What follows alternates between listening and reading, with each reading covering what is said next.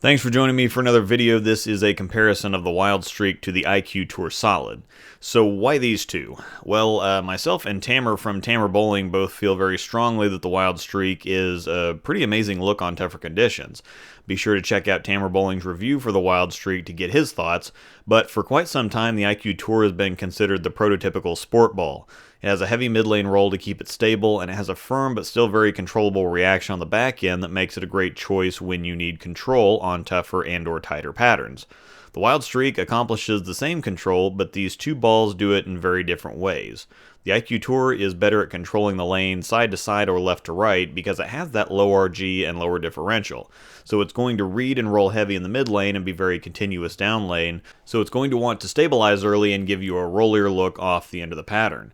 It's great for heavier volumes up front, and it's better at controlling the lane left to right because the idea is that if you miss outside, with as early as it wants to roll, it's going to try to stabilize and pull the ball back towards the pocket. But if you miss inside a little, the differential is low enough and the cover is smooth enough that it's not going to just take off.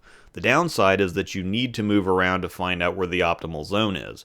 Because of the lower differential, it doesn't have the wheels to get back from deep, so it's going to need more friction or a heavier hand, and with the lower RG, if you're playing too straight, it's going to want to pick up and go.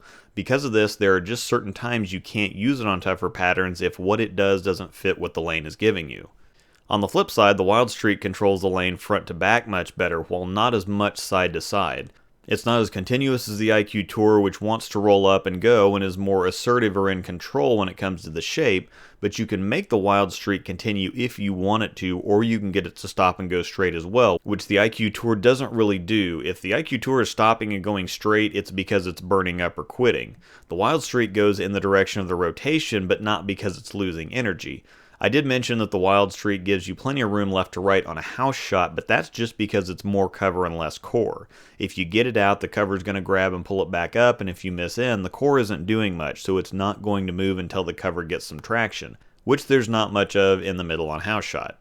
On Sport, however, it's not going to give you the left to right miss room the IQ Tour will. With the higher RG, if you get it right, it's not going to make it back in time, and if you miss in, you'll probably have more luck, but it's still likely to go on ahead and grab and go.